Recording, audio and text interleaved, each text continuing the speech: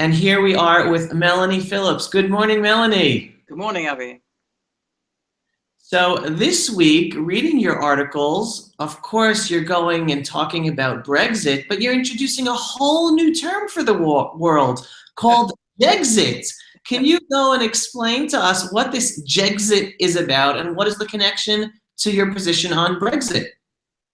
Well, it's a bit of a conceit, that is to say, a kind of device to make a point, a literary device to make a point.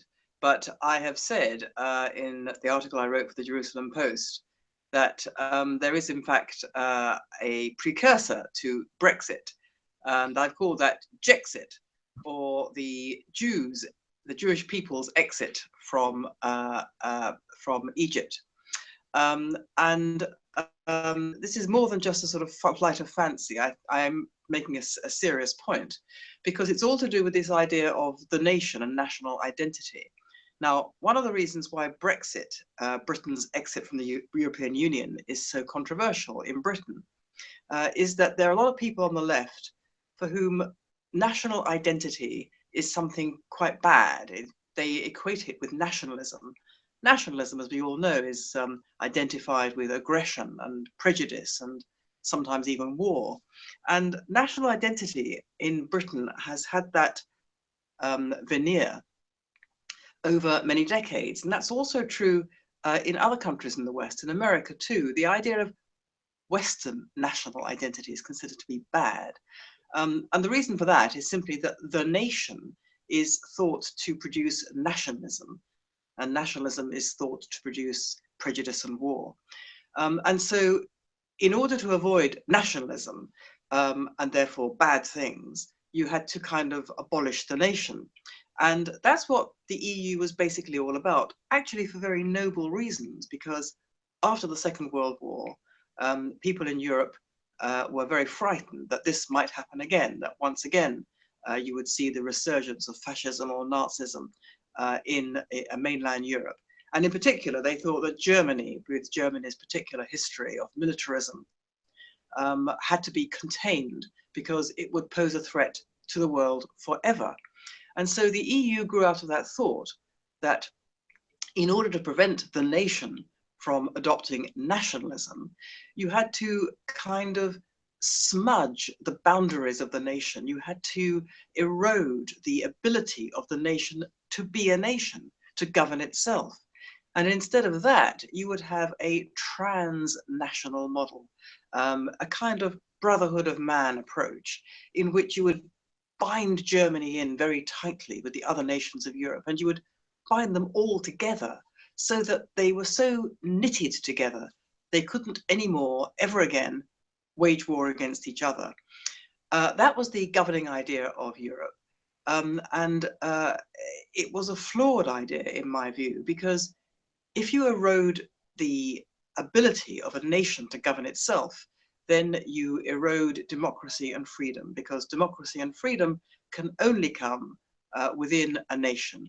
A nation binds people together in a common project governed by its own laws, which everybody subscribes to. And that, without that, you can't have political freedom or democracy. Britain joined the EU very late, and it's now exiting the EU. But people are very frightened that if Britain leaves the EU, when Britain leaves the EU, it will produce a resurgence of nationalism and therefore bad things. And in Europe, they are very concerned also that if the EU were to break up, it would produce again the resurgence of the nation and therefore nationalism. And what I'm saying is that without the nation, you can't have good things like freedom and democracy.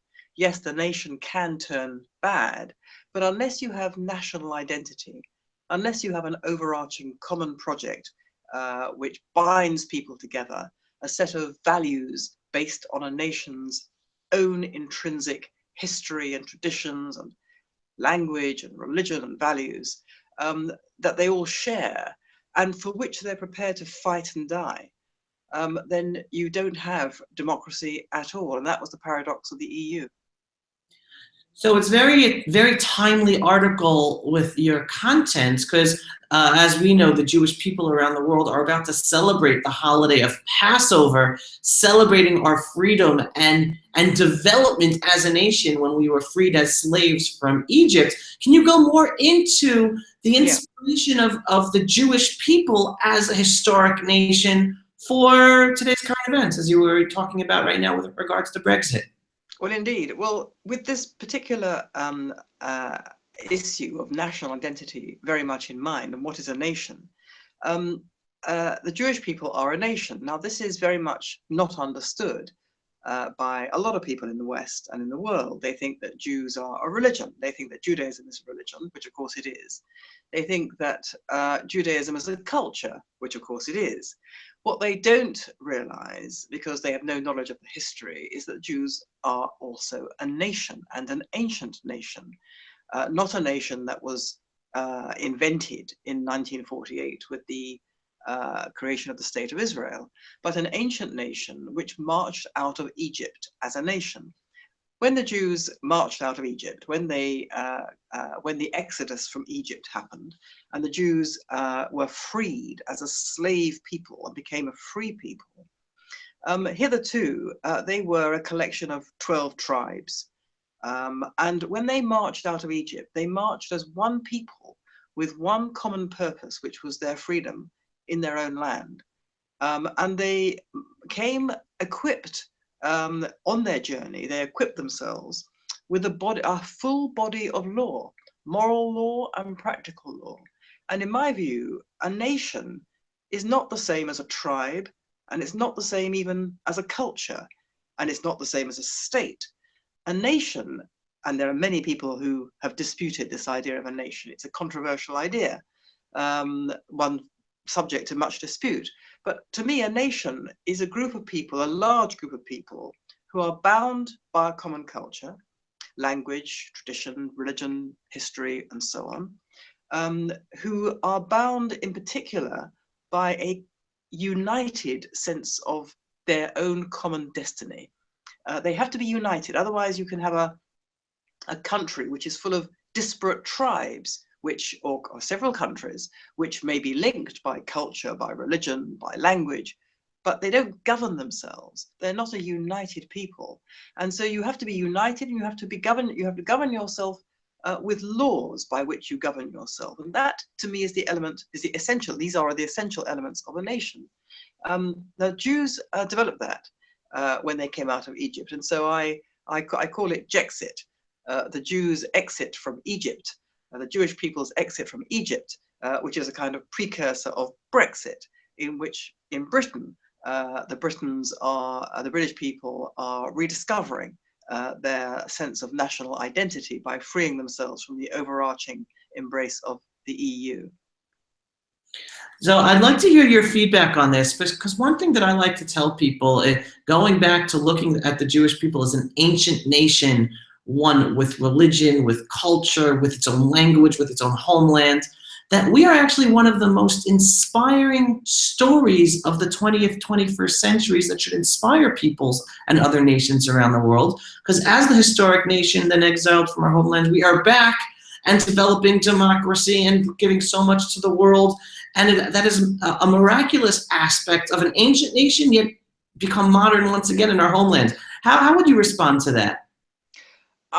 It certainly resonates with me. It's a very great shame, and indeed in many ways a tragedy, that so many people, including many Jewish people, don't understand the inspiring national history of the Jewish people. But it is an inspiring history. If you look at, if you read the Hebrew Bible, you will see there the story, which is a very inspiring one, of how a slave people escaped from slavery. And what is very interesting in that story is it doesn't sanitize this escape from slavery, as one day they were all groaning under the yoke, and the next day they were all happy and delighted to be free. On the contrary, freedom brought a lot of not just responsibilities, but a lot of problems, because a slave people doesn't take easily to freedom. Freedom is a frightening place. Freedom means risk. Freedom means choices. Freedom means things go pear-shaped. And freedom means sometimes a lot of tragedy and a lot of suffering before you can actually reach the promised land. And when we read the story of the Jewish people's exit from Egypt, we read that they quarreled bitterly among themselves and with their leaders. They said, "Why have you taken us to die in the desert when we could have been sitting by our flesh pots in Egypt?" I mean, flesh pots, I mean, they were slaves, but they preferred the security of what they'd left. And in a way, you know, we're seeing this very much being played out now in Britain, where the people who wanted to remain inside the European Union are full of terrible fears, and indeed they won't accept the result. And they are absolutely certain that their world is going to end, that British economy is going to take a nosedive, that everyone's standard of living is going to go through the floor, that all companies will march out of Britain and leave Britain penniless. This is, in my view, hysteria, apocalyptic hysteria, and is not borne out so far. Nothing's happened yet. Britain hasn't actually left. But nevertheless, the prognostications of doom that were being made before the referendum happened, forecasts, economic forecasts, saying that as soon as the referendum produced, if the referendum produced a Brexit vote, as soon as that happened, the British economy would start to tank. That hasn't happened, and the British economy has been getting stronger and stronger. Okay, the pound, you know, sunk, and that's obviously a cause of some distress. But in every other sense, the British economy is getting better and better. And so, you know, gloom and doom isn't being borne out, but it's a very human reaction to be worried about leaving the security of what you know, because freedom is a risky business. And that's what the Jewish Exodus taught us. Freedom is a risky business, and the people don't like it, and the people will kick against it. But ultimately, you have to have faith. Either you have religious faith, or you have faith in Britain's ability to govern itself and to be a great nation again. But faith means hope. And what the Hebrew Exodus tells us is that the people had faith overall. And that meant they had hope. They had hope of the future. They had hope of their redemption. And to me, what Passover is all about, it's a festival of hope.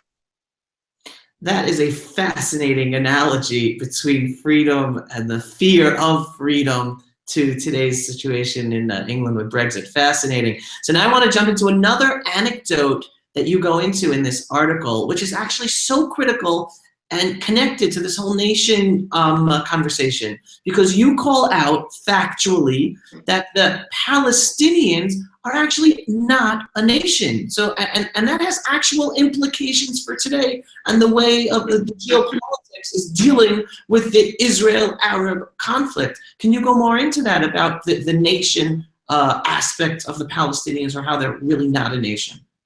Yes, well, in tandem with the West's inability or refusal to accept the nationhood, the ancient nationhood of the Jewish people, and the fact that it is that the Jews are the only people for whom the land of Israel was ever their national kingdom, and it was the national kingdom of the Jews for hundreds of years ago, and hundreds of years before Islam was ever invented, and before the Arab people ever conquered Israel, or the land as it was then known, the land of Judea and Samaria.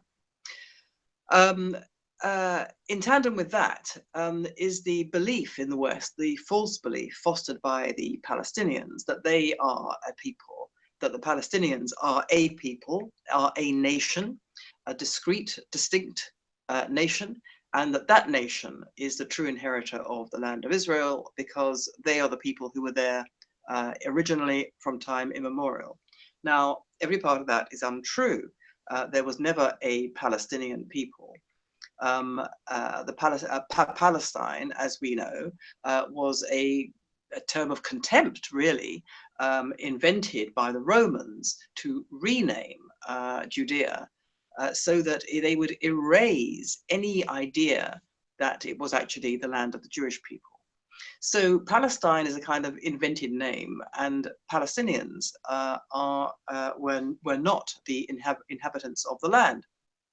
Scroll forward to the middle of the 19th century, which is when political Zionism first reasserted itself. And the land of Israel, or Palestine, as it was then called, was mainly inhabited by Arabs. There were Jews living there. From the middle of the 19th century. Jews were a majority in Jerusalem, for example. But the majority were Arabs, but they were not Palestinians. They didn't consider themselves to be Palestinians. Their thought would have been completely ridiculous. They considered themselves to be Arabs, part of the Arab nation, the broad Arab nation. And insofar as they had a particular identity, a geographical identity, they tended to think of themselves as Southern Syrian. And some came from other places and they thought of themselves in that way. But no one thought of themselves as Palestinian until well after Palestinian terrorism had got going, well after the foundation of the State of Israel in 1948. It wasn't until the 1970s that what I would call Palestinianism arose, this idea that the Palestinians were a discrete nation with their own history and traditions and so on. Now, this is fundamentally untrue. There is no distinct Palestinian identity. They don't have a distinct language. They don't have a distinct religion. They don't have a distinct history from the rest of the Arab world.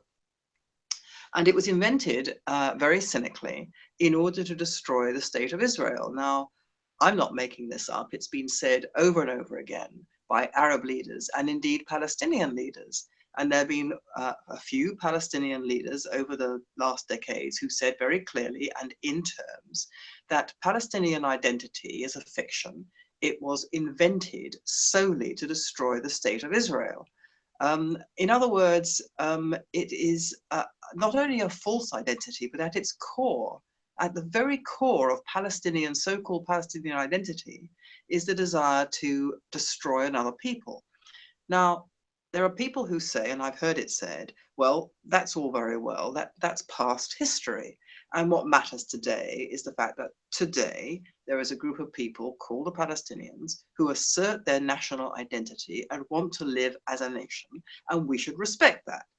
Well, I disagree on two counts. First of all, I don't think that everybody can make up their own identity. That is what I would call cultural relativism, the idea that what is right for me is right, and that the idea that my culture is what I declare it to be. I don't believe people can just declare themselves to be a nation. That's the first thing. The second thing is that even if you could just declare yourselves to be a nation, if you are basing your national identity on the destruction of another people, if your national identity depends in and of itself on the erasure of another people's identity, then that is not a national identity at all. That is something quite disgusting and despicable and disgraceful and deplorable, and we should never allow it to happen. And that is the case with Palestinian national identity, because if you look and if you listen to what Palestinians say and what they do, it's all part of the same thing. They are trying to erase Jewish national identity by writing the Jews out of the Jews' own history. They deny the Jews' own history. They have gone to the lengths, indeed, on Temple Mount, where excavations have taken place over the decades, which have uncovered amazing artifacts which show beyond any shadow of doubt that there was a kingdom of David. These artifacts prove the existence of ancient Jewish kings in the land of Israel. And what the Palestinian Arabs have done over some decades is to try to literally bury that evidence by throwing it away, by throwing away priceless artifacts recovered from those excavations. And that's all because they are trying to erase Jewish national identity and replace it with their own. So at the heart of so-called Palestinian national identity is a project of racial and national extermination, the extermination of Jewish national identity, and that should not be allowed at all. And the tragedy of the West is that it has promoted that attempt. It has promoted a national identity, a false national identity, Palestinian national identity, as a result of which the West has made itself complicit with the aim of erasing Jewish national identity and Jews and Jewish history. You raised such important points throughout this talk this morning, and I really hope people are listening, and I want more people to listen to you. So please, if you're listening to Melanie Phillips and you're not yet hearing and reading what she's writing, go to melaniephillips.com. I hope people are signing up for your newsletter. It is so important to hear this information. Melanie, thank you very, very much. Thanks, Avi, as ever. Have a great day.